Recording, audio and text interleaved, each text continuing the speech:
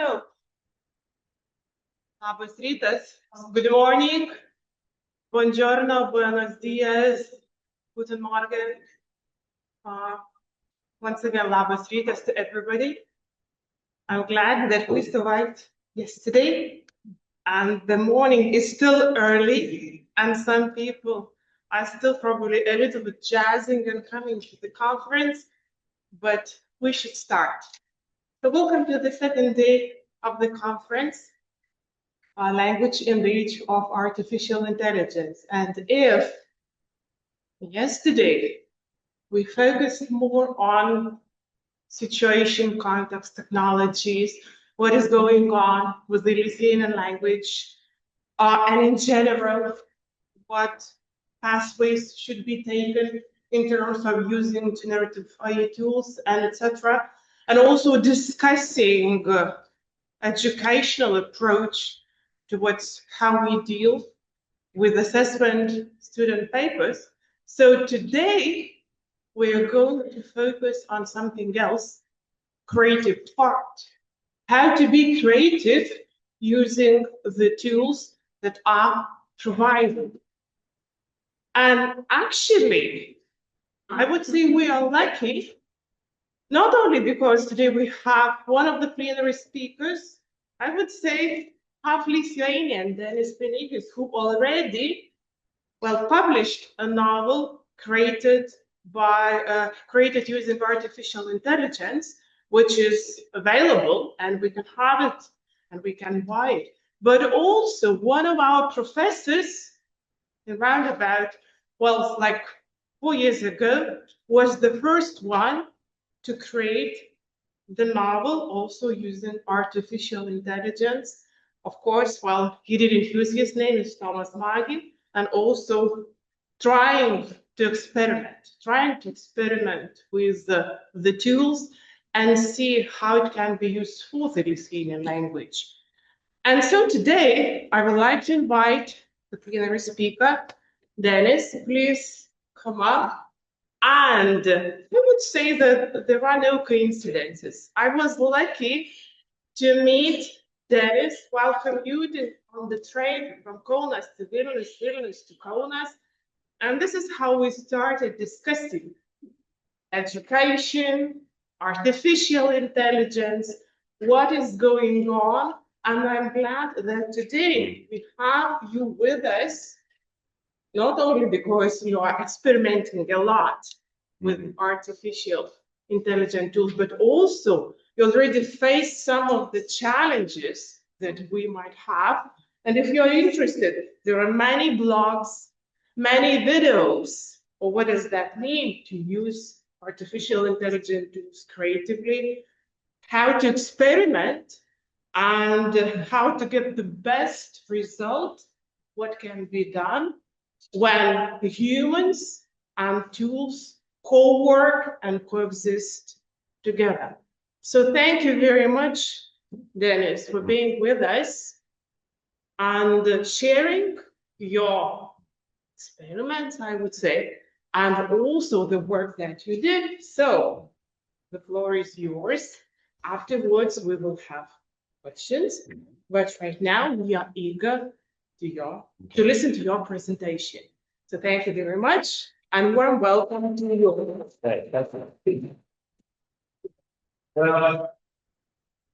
I'm immediately going to go off script and talk about something I did not practice or rehearse.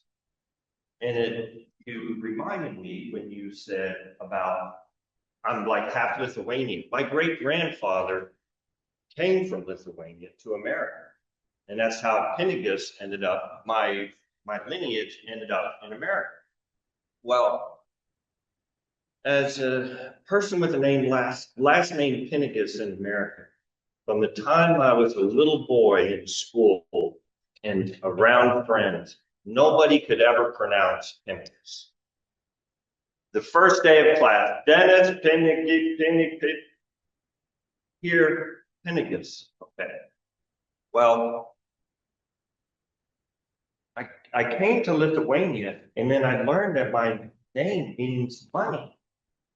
So as a child growing up, I never really said my last name very much because nobody could pronounce it. They didn't understand it. As soon as I showed up in Lithuania, somebody asked me my name.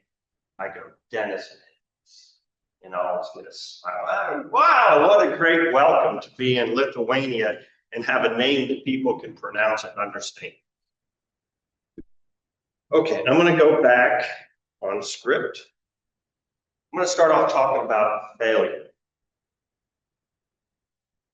This looks like a very successful crowd I'm talking to today, so maybe you don't know much about failure, but I guess even successful people understand failure. Maybe it was an educational opportunity you didn't get, an internship, they said no, a job, maybe a promotion. We've all experienced failure. And how does that make you feel when you fail? Maybe you say, well, I wasn't good enough. My resume wasn't good enough. I didn't do well in the interview. You say, okay, move on. But there's another kind of failure. It's a kind of failure where you say, no, I am good enough. I'm confident I could do this job well. I would fit in great with the other people that I would be working with. And so you say, well, maybe I'll tweak my resume. Maybe I'll call them up, say, why didn't you select me? So I will tell you about a failure that I experienced recently. After my book was out and available, I decided to make an audio book of it. And I approached a distributor for audiobooks, and they said this: we are unable to distribute your book. Elon Musk is dead because it was created using ChatGPT. Our retail partners do not accept books written with AI tools, and as a result, your title has been removed. That was a failure. I wasn't able to get the audiobook out. But first, to understand why I'm standing here today, I need to go back in time a little bit. Because everybody has a story, I have a story. And I apologize in advance, I'm going to bore you for the next 7 or 8 minutes. I apologize, but it's necessary, it's relevant. How I'm here is very relevant. So let's go back, way back, 17 years old. I enrolled at the United States Military Academy at West Point. This was our first summer here. This is the first photograph that was taken of me. Maybe you can pick me out in the crowd. This is my squad. The gentleman on the side is Cadet Philbrook. He told us, do not smile in this photograph. You're now in the military. So of course I didn't smile, that's me. It's very serious. So got a 4-year education, majored in general engineering with a concentration in chemistry. It did get better. There's me as I'm getting ready to graduate. That's almost smiling, but I was happy to leave. And but as I said, I had a degree in general engineering, concentration in chemistry, and then I went immediately to Army Flight School. I learned how to fly attack helicopters. This is me standing in front of an attack helicopter that would fly later that day. That's in the Republic of Korea. Of course, flying helicopters in the Army is a great job. It's very exciting. I commanded an attack helicopter company. For a while, I was an attack helicopter instructor pilot, but then decided to get a real job, I guess.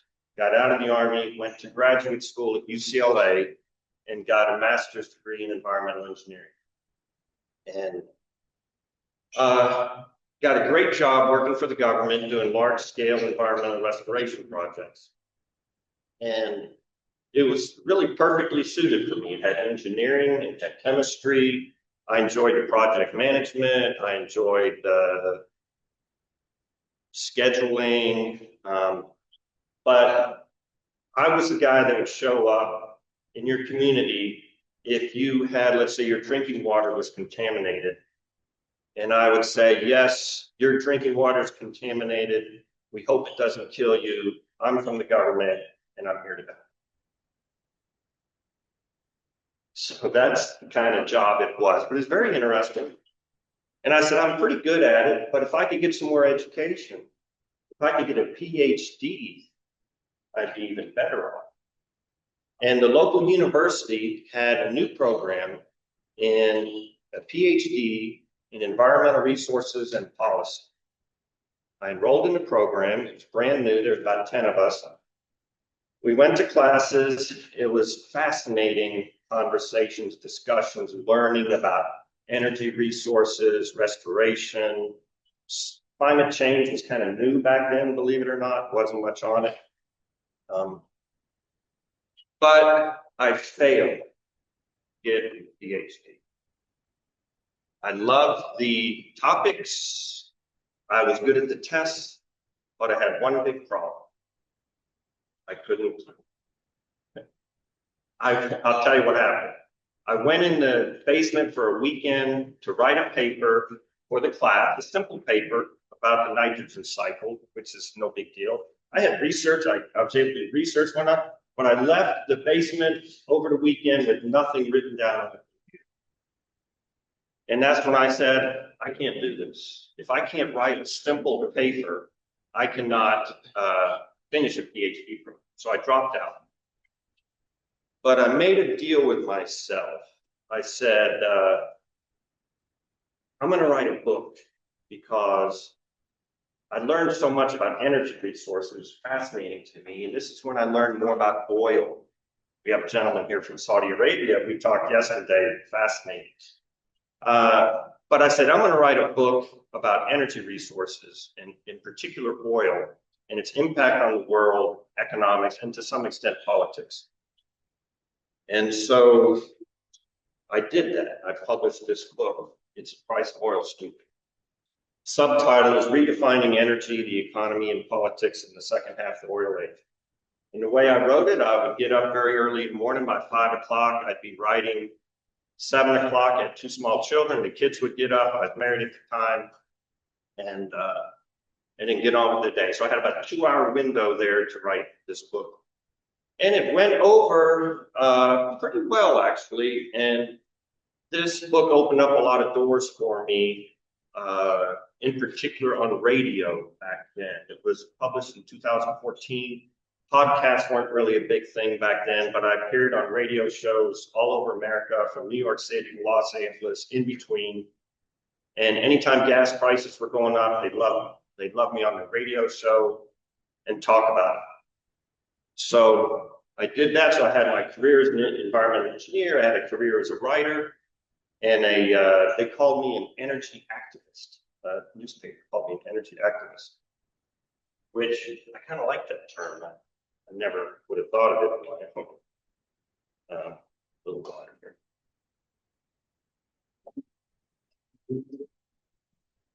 But then I decided enough was enough of this career engineering and nonfiction. And so I decided to retire and write fiction. And so I did. And I started a novel called The Billionaire's Widow. And this is what I wanted to do. I wanted to be a fiction writer. So I got out my whiteboard and I'm putting all these notes, how I'm going to get the plot going. The first thing I had to decide was, how is a billionaire going to die? And I said, it had to be something exciting. Let's have the billionaire die scuba diving in the Great Barrier Reef, eaten by a shark. That would be a great way for a billionaire to die. And then what did I do? I said, what do billionaires like to do? What are billionaires doing nowadays? They're starting up rocket companies. Jeff Bezos has Blue Origin. Richard Branson has Virgin Galactic. Elon Musk has SpaceX. So I said, what better way for a billionaire to die than a rocket exploding out of the tank? So I started writing the book, The Billionaire's Widow, and was well into the book. It was going along quite well. Fiction seemed to come a little easier for me. And then one day I had a crazy idea. I said, what if I write about a real billionaire dying in a rocket? And I had the perfect billionaire, Elon Musk. So, but I was already well into this story, into this novel. And this was the summer of 2024. And I said, I'd heard about artificial intelligence. And so I got on, never used it, got on the computer, started talking to it, talking to ChatGPT. I said, how about maybe I could write a story about Elon Musk dying in a rocket? Next thing I knew, I had 58-page summary of the book. 58 pages. How long would it take? This is just a summary of it. I'm like, okay, we're going to do something about this. So I did. Worked on it, published this novel, Elon Musk is dead. But then the question came, who wrote this novel? I wrote it, of course, but no, I didn't. I wouldn't have even done it without ChatGPT. So, and then the other thing is the premise of the book is this billionaire, Elon Musk, is the first casualty in the war of humanity against artificial intelligence. So who better to write a book about a battle between AI and humanity than AI? So I said, I'm giving full credit to ChatGPT for being the author of this book. So if you look at the front cover, a novel by ChatGPT, but I hadn't hit my Lithuanian name down there at the bottom. Pinigis. So what does that mean, written with AI? And this is where I'm going to dig into a little bit of the details of what it was like to write with AI. This is part of that 58-page summary. This is, I pulled this out, chapter 10. It has a chapter summary. In this chapter, Tasha starts her detective. And then Lemonisha is my AI character, kind of a bad guy, or bad girl, I guess you could say. She's female AI. But look at this, scene 1, description and purpose of the scene. Scene breakdown. Event 1, Tasha sits in her dimly lit living room. Event 2, event 3. Then we go to scene 2, description and purpose. She reaches out to Ryan, another character. Event 1, 2, 3, 4. Wow, look at all that information. So I said, well, let's start chapter 1. And it wrote chapter 1, a prelude to absurdity. He gave me a title for the chapter, which I didn't understand what that meant, prelude to absurdity. It starts off, the world held its breath. It's not too bad, kind of like that. This is the first chapter, or first paragraph. And then I started looking in a little more detail. And I said, maybe this isn't as good as I first thought it. Cameras flash like stars. Who carries cameras in? We all have cell phones. But it's telling me it's cameras flash. Okay, I'm going to have to work on this. This part, an audacious rocket launch. One of the first lessons of writing is show me, don't tell me. Don't tell me it's an audacious rocket launch. Explain the rocket launch in sufficient detail to where I know it is audacious. So I said, okay, got to work on that. Next great leap for mankind. That sounds like a cliche. Do I really want that in my book? And then the anxiety hung palpably over the launch pad. I have never used the word palpably in my life. So I'm like, okay, this is going to take a little bit of work. Now let's look at paragraph 2. Asa Musk stood at the forefront. Okay, do you really understand anything about the woman here? Not really. No physical description. What does she do? So I said, well, this isn't good enough. So I said, okay, I'm going to show you some details of me working on this second paragraph. So I said, okay, she's going to be a Swedish economist and professor. Blonde hair, blue eyes. And then, okay, the glow of the massive rocket behind her. Think about that. Why is the rocket behind you? She would be looking at the rocket. She's there to watch the rocket, but the rocket is behind her. Okay, we have another problem. And so this was all regenerated with ChatGPT. So I'm working with it, trying to make it better. Some things are looking a little better. Some things aren't, looking worse. And then we re-inject Musk back into this while we're talking about us. That doesn't work. So let's keep regenerating. At this point, I didn't think anybody would believe that Elon Musk had a wife, so I made her a woman friend, partner. So it doesn't, her last name isn't Musk anymore, it's Asa Svenberg, actually changed it again. And she's in the VIP viewing section. So now it's starting to come together a little bit more. And here's something I do. If I have any superpower in writing, this is probably it. Other people probably have it. But what I try to do is I try to visualize and I try to put myself in the place of this person. So if I was Asa Svenberg looking at this rocket, what else would I do? I'd be looking at the clock and seeing how much time is left. So I tell ChatGPT, this is what's going on. So we're looking at the clock and we're looking at the rocket. So now, this is the final paragraph that was in the book. So you can see, compared to the original one, we had no idea who Asa was. You get an idea. See what she looks like. I didn't mention she's Swedish, but I said Scandinavian. She's wearing relaxed clothing, blue jeans, and an unfitted blouse. So that's where it progressed to. Okay, let's look back. This is the original. This is, here, let's go back just a second. The world held its breath. I like that line, but I didn't. I like the countdown to the necessary technicians scurrying around things and rhyme.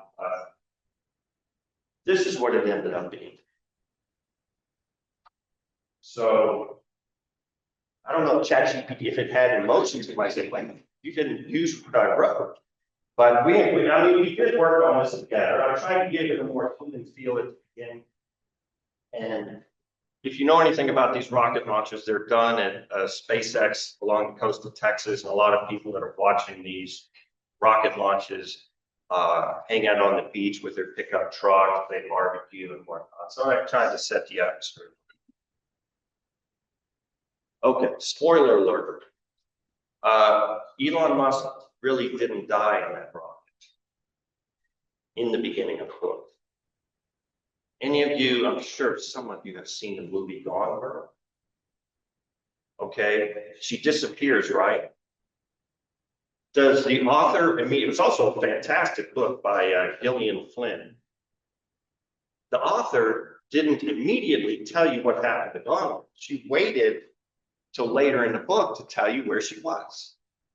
Well, ChatGPT wanted to say, oh, Musk really didn't die. He's over here doing this other thing. And so that's where the human AI interaction, I guess I overrode ChatGPT in that case. But I made sure not to tell the reader right away. I wanted there to be some tension. It's a thriller. This is the ending. This is what ChatGPT wrote. It's a feel-good ending. I'll tell you, I didn't like that. So changed it to. So this is what you see when you take a draft of ChatGPT. For me, at least, this is what I saw. A huge change in the writing style, numerous scenes added, some scenes deleted, a lot of show me, don't tell me, added cliffhangers. So, because some people stop reading books. If they're not interested, they like to have something to make them want to start the next chapter. Add logic, like not looking at the rocket, that happens a lot. I know a lot of you use all of you use AI. You'll notice, well, how did that logic get inserted? Nothing makes sense. And as I said, ending completely changed. Now, what are the advantages of using AI? And remember, I've written a book, did quite well. But endless possibilities.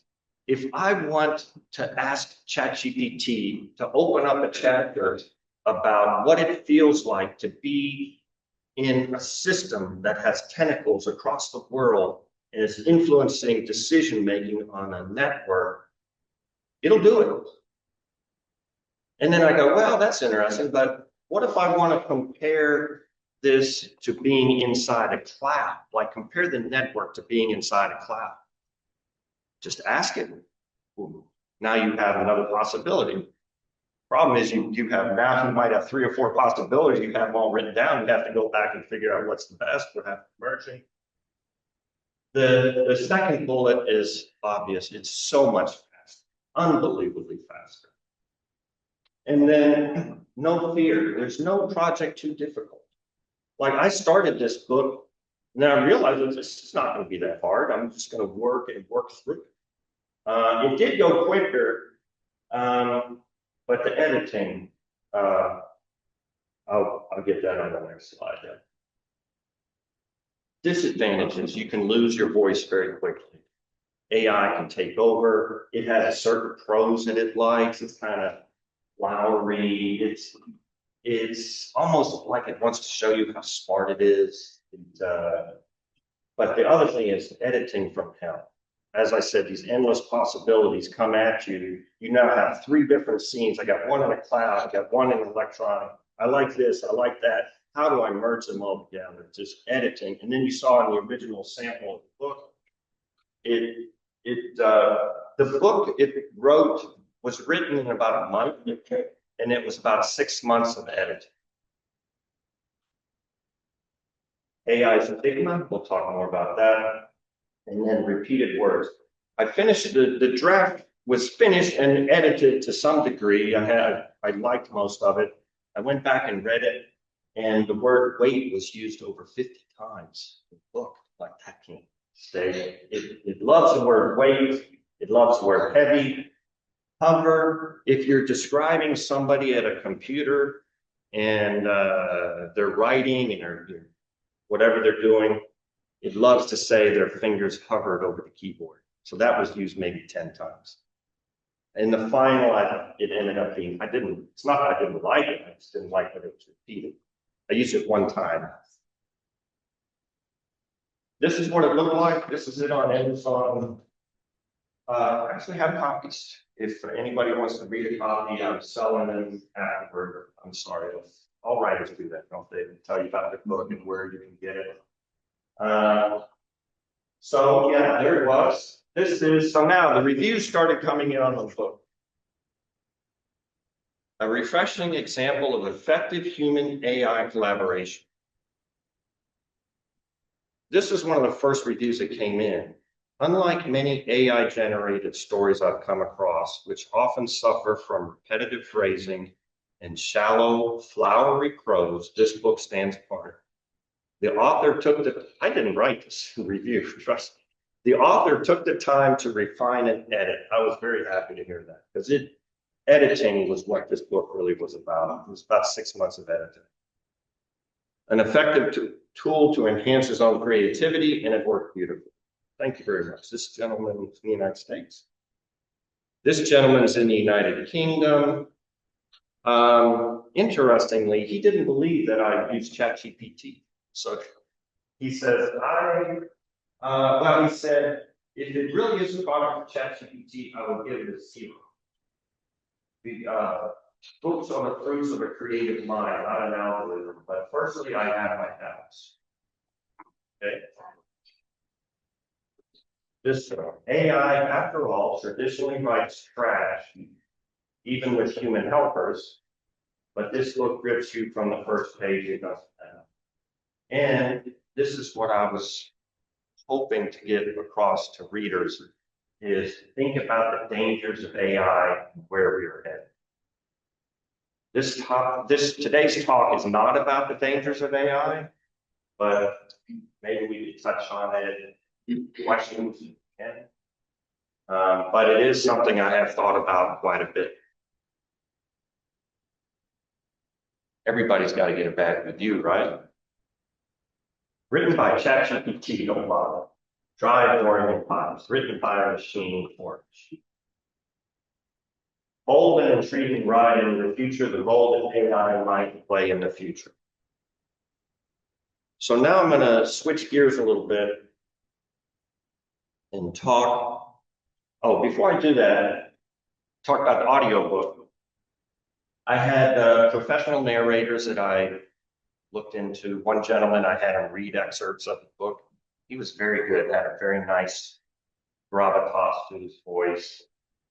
But then I thought about it, and once again, it's a book about AI, so it should have an AI narrator. So I used artificial intelligence. Once again, people think you just plug this stuff in and it's done. It was months and months of refining, editing, making sure every voice, every pronunciation was as good as it could get. Lots of editing, formatting in proper audio formats. I was happy with it. Boom, got rejected. So this is where we're going to switch gears, I guess, a little bit. Where does AI fit in content creation? Writers, designers, everybody, musicians, students, businesses are using it. But are you really telling about it? Who is not talking about, who's keeping a secret about using AI? I certainly didn't. I didn't want anybody to come up to me later and say, wait a minute, you used AI to write this. So it's got different roles depending on, some of it's how good you are using it. It can be just a tool. It can start to become a collaborator, but then AI starts to become a competitor. And then finally, it's a mirror into humanity and who we really are. Sometimes not a mirror, it's like a glass that we're seeing through the glass what's really going on. It's opened my eyes a lot by going through this process, so we'll talk about that. This is not too controversial. It's a tool. It's normal for technology to progress human abilities. Think of the typewriter. I know when I went to that military academy, I carried with me an electric typewriter because I knew how valuable that electric typewriter was because it had an auto erase feature. I could hit a button. If I was typing along 40 plus words a minute and I hit the wrong letter, and I saw it, I was young enough, I realized that mistake. Now I don't even know I'm making mistakes. But I'd hit the correct button, I go back. Boom. That felt like I was cheating. I had an autocorrect on the typewriter. Digital photography, of course, CGI in films. Is anybody complaining about CGI in films? It broadens the experience, most people. It can do outlines, summaries, editing, research.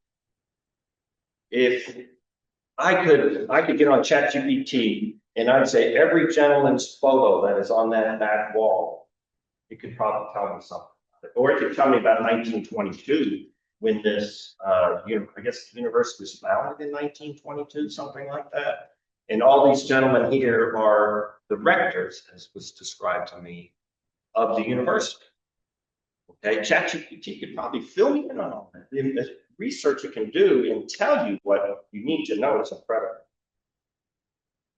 Okay, this gentleman, this is, I'm kind of a spy. I'm a part-time spy. I belong to a Facebook group called AI for Authors. And people share their secrets on this Facebook group. And this gentleman, he said, pre-AI, it took me over 2 years to write my first novel. Now, with Chat's help, writing and publishing a complete novel in 2 to 3 months. Okay? Nobody's complaining that this gentleman is able to crank out some books. People reading it probably. Not to be cruel, but so what? But then it gets a little more interesting, a collaborator. Brainstorming is something I found incredibly useful because, let's face it, writing is a very lonely job. You sit there, you look, you research, nobody's talking to you about it.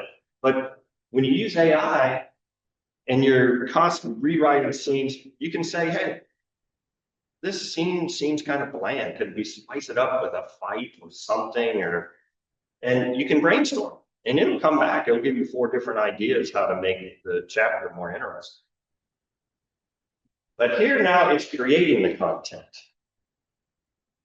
It's not just a tool now, it's a collaborator.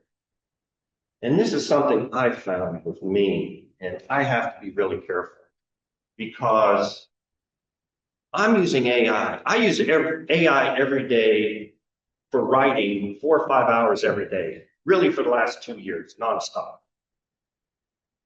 But I also use it for everything else. I use it for recipes. I use it to plan trips. I use it for research or curiosity. I take a photo of a bird in a tree and it'll tell me what kind of bird it is.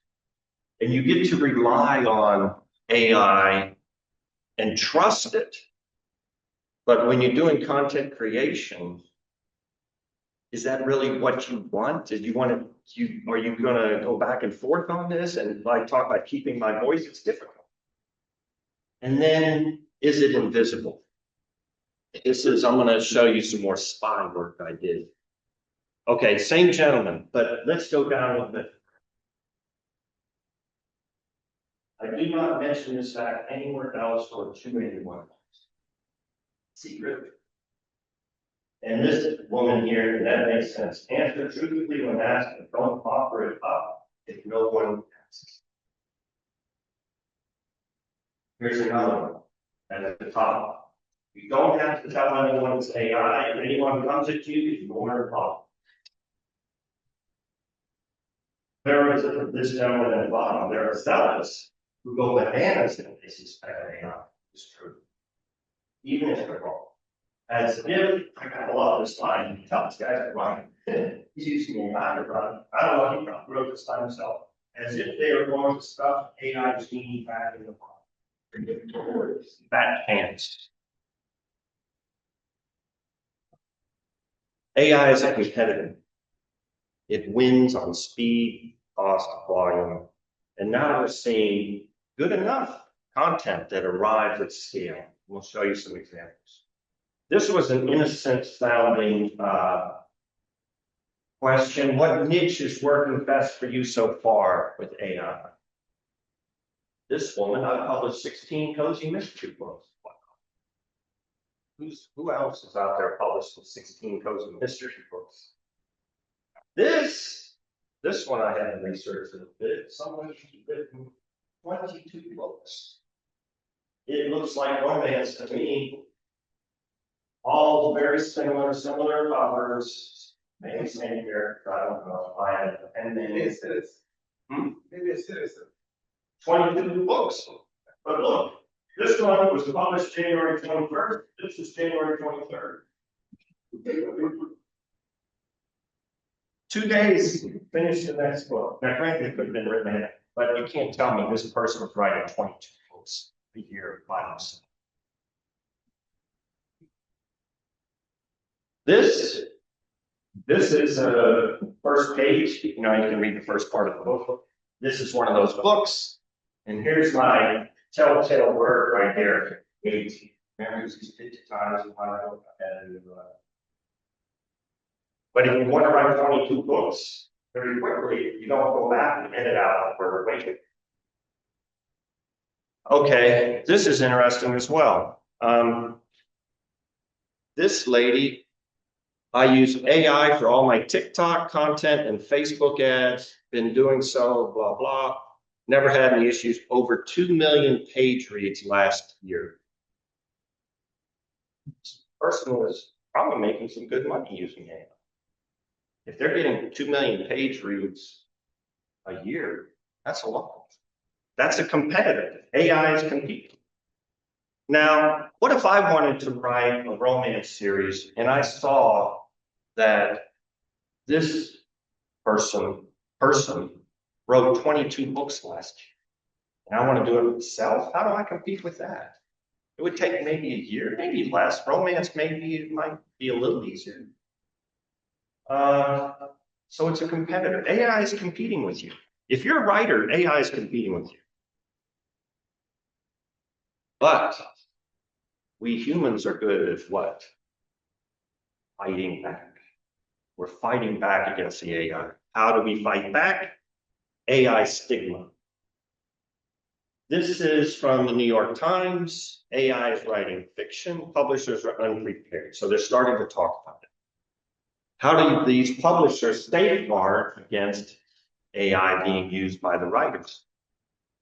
And the answer, oh, who's heard of this book?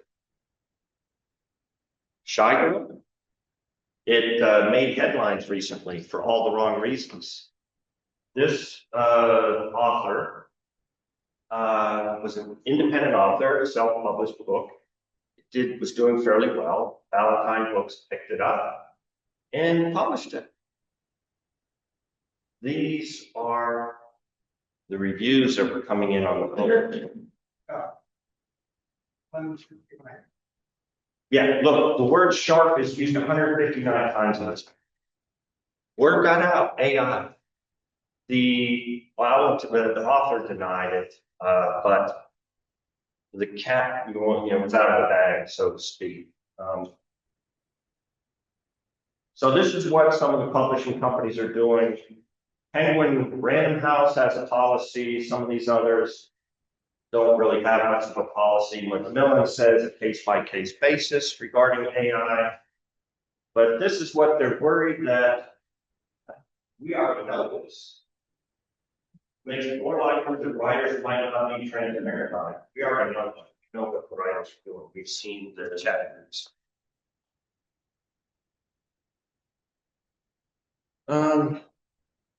So now people are shifting expectations to some extent.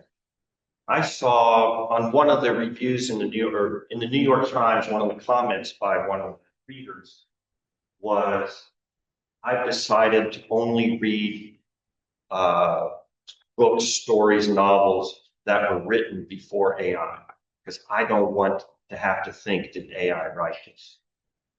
That's one answer. Anybody here heard of Lee Childs? He writes the Jack Reacher series. He's been writing this. Anybody see Tom Cruise was in one of his movies? It was called Jack Reacher, I think. It's also a Netflix series now. He's got 50 stories. Took him 50 years to get 50 novels out. He writes one a year. But I was listening to a podcast he was on a few weeks ago, and he says he's a prolific reader. He reads over 100 books a year and has been for 50 years. And they had, how do you get new ideas and this and your characters? He said, look, I've got 50 years of reading books in my head. I will never run out of any character ideas or stories because it's all up there. But what if AI does that? The AI companies are being sued right now across the board for taking copyrighted material and using it to train their large language models. Some famous writers are suing them. Literary guilds are suing them. New York Times is suing, saying, look, this is all copyrighted material. You're using it to train the model. But Lee Childs does it just in a different way. Human work has to fight harder. We're going to talk about that a little bit, but I'll branch a little bit into the other aspect, and that is video. Avatars are getting more popular. I use avatars on some of my content. Talking cats are adorable. People love talking cats. This series, Chronicle of Bones, cinema is about ready to be revolutionized by AI, in my opinion. This is a 17-minute almost video. Chronicles of Bone, I watched it. I don't have the video up here, but I'll just tell you, hyper realistic. Quality like what you would expect from a Hollywood movie.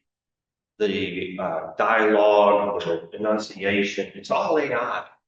But even when they're walking in the sloshing of the boots in the mud, it's so realistic. So it's coming. This is how a $70 million film is using AI. Basically what they're doing is they're using a gray room. They're having real actors, but then they're layering in AI that's generated. This movie in particular has Casey Affleck. You know him, Ben Affleck's brother, who's also an actor, good actor. So that's interesting. This is content that I create using AI. This is it's fun. Actually, it's getting more interesting as time goes on. It's AI powered for American football. And this is an avatar, that's an avatar, that's AI, that's an avatar. I do have some real sports highlights, but I started off as a fully AI channel, no real humans. But I found people like the highlights from the sports highlights. So it's an integration of AI and sports. I'm up to I have 55 videos now, almost 700 subscribers. This book reviews from hell. When I got that bad book review, of course you feel bad, then I researched. Do bestsellers get bad reviews? Everybody gets bad, even the bestseller. So I started hunting down, I used ChatGPT to help me, hunt down bad book reviews. And so it hunts them down, and then this is Elon Musk's hard review set. And it's an avatar, it's for fun, it's for humor, but super easy to make. But it's not real. At least the reviews are real, but the first reading. This is something I've done. This is a lot harder. I have an audio book, which I'll get to just in a second. But I've taken an audio book now, and I made a YouTube channel. This is Lighthouse Chronicles. And I take the audio book and I turn it into a cinematic audio book. What I do is I create an image with ChatGPT, then I use another AI tool to make it like a 10-second video. So I have a series of videos in a book. The plan was one a week. It's 2 times. It's about all got in chapter 2. This one I'm kind of just getting up and running. How it's optional human, and it gets at some of the deeper issues that we're facing with AI and how it's going to impact humanity. Will humans go extinct? That was my last video. Will humans never die? You make an NFT of yourself. I'm just kind of working my way into this topic. We'll see where it goes. And that avatar is supposed to be an avatar of me. I don't appear on this. It's more like a podcast, but it's an avatar podcast. I finally did get the audio book it's on Spotify.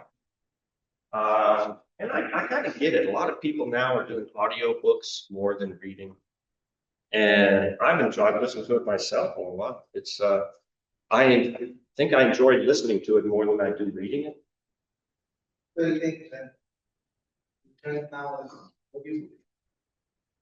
Audiobooks they're doing, it depends on who you are. If you're a best-selling author, Lee Childs, when your book comes out about Jack Reacher, your fans know they're going to read that book day one. They're going to pre-order it and all that. If you're, you have a book, let's say, and you're deciding between print and audio, I do both. Do the print first, maybe, then do the audio. AI is in here. This is where, what is a right? Is it the product or the process? Is it about beauty or authenticity? Speed or struggle? We talk about the author working in his or her dark room with a computer now. Okay, we're going to accept that technology. But isn't it supposed to be a struggle? Or not? Does it matter? Is it about speed or struggle, abundance or meaning? And so I guess that's the question. So I can't answer the question. I don't know if you can either. But when AI enters creative work, it challenges authorship, effort, intelligence, creativity. It can enhance creativity. For me, I think it did. I was running lots of different scenarios past, and I think the ending turned out really well. I don't know if I would have come up with that ending on my own. Maybe I would have. What gives human work its value? What must remain human? Almost finished. A cart full of calculators. I remember I was 14 years old. This presentation is showing how old I am. I was 14 years old in high school class, and the math teacher, Mr. Pittis, wheeled in a cart of calculators. What calculators? They're going to let us use calculators in school?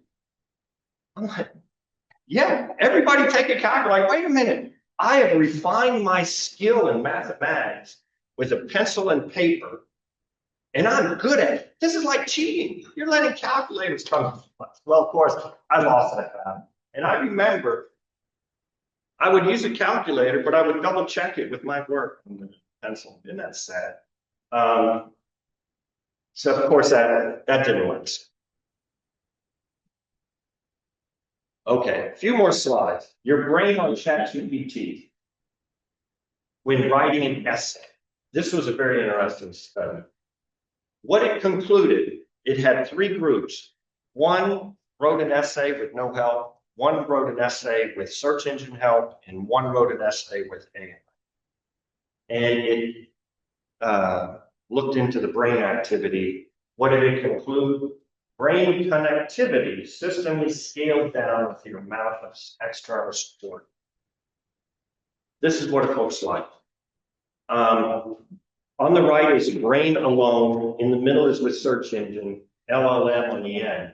And if you see the brighter colors, reds, and some orange and yellow, that's more connectivity. Versus less connectivity. I'm sorry, yellows are lower. Reds and oranges are showing more connectivity. So you see you have line between different parts of the brain here versus here you don't see. Kind of makes sense if you're using your brain more, doing it all by yourself. Last few things. This woman was did a guest essay. I really like it. Sorry, like teach creative writing. This is what AI students. A writer, I think, is someone who pays attention to the world.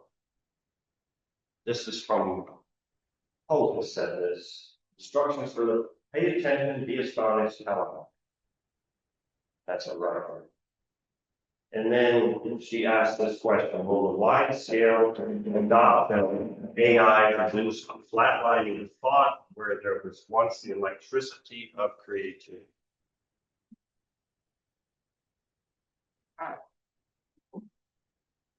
Human writers debate against AI. The New York Times took a lot of the anti-AI comments and put them all in one article and put this image on. At first, I didn't understand this image. Take a look. I want you to figure out what's really going on. Took me a while. Does anybody see what's going on here? What's that? Yeah, exactly. The dog on the right really has spots playing with the ball. The dog on the left painted his spots. And you can see they're not perfect too. There are a few spots are running down. So I think the point they're trying to get across is that is the real writer on the right. And that's the writer using AI on the left. Yeah. Yeah. You see the point? I guess my question would be, someday maybe the dog on the left spots will be more beautiful than the dog on the right. AI will be better than the real dog or the real human. That's it. That's my experience. So this is some of my contact information, email, and find them there. Any questions? We have time.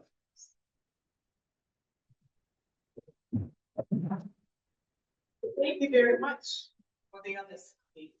Yeah. I'm just looking into it already from your experience, touching upon the values and being, well, saying it all in the right way, meaning that you open or do not open it. Well, so many issues raised. So the questions, do we have any questions from the audience in connection to what has been raised, discussed? Is already in, yes, please. But just a moment, we want your question to be recorded. Yes, so I will come quickly. Thank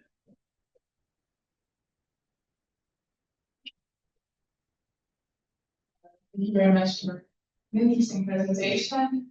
I was interested if do authors write poems with AI?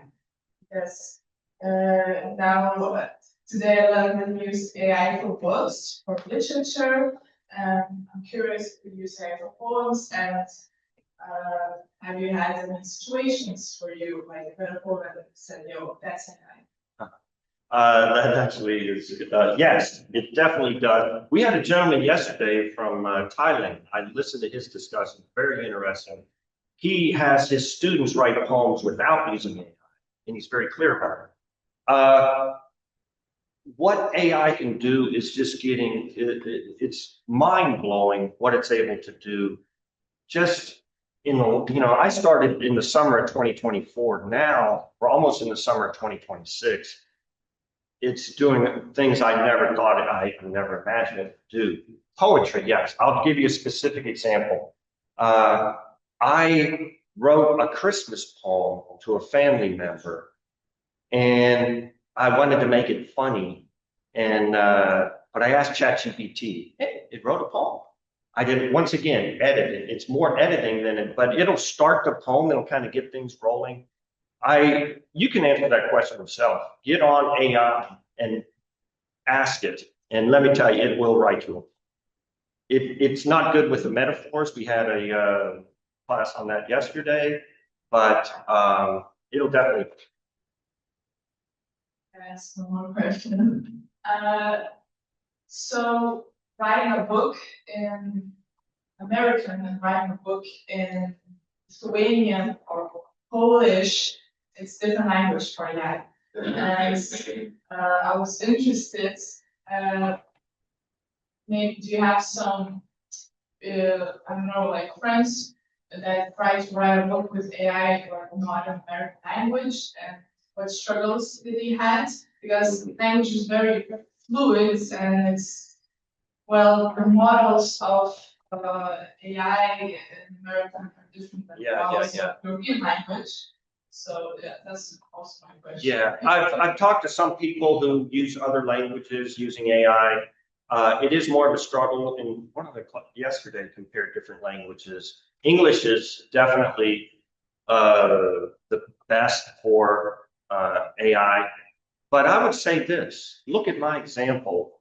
I used AI in English, but a lot of it was not very good. So you're going to have to edit it anyway. If you want to write something with AI, it'll do it for you, but you just have to understand, at least the way it works for me, it's just going to be editing. Okay, do we have any other questions from audience? Just maybe the last, of course, comments will be first as well. We'll be able to have discussions there as well. So very, very short question, okay? No. Very quick. You mentioned the repetition of the one weight. Yeah. And on one of the comments, you mentioned that repetition of one sharp, I think that's commentary by one of the authors, Facebook group. Yeah. And just delivered the paper called Discourse, Authentic Processes and AI Discourse. What's your interpretation of this? Because the process that I found, it's segmentation, but repetition was not among them. So this repetition plan, what is the reason? Opinion about it? Why is AI using repeated words? You think why is it using it? Good question.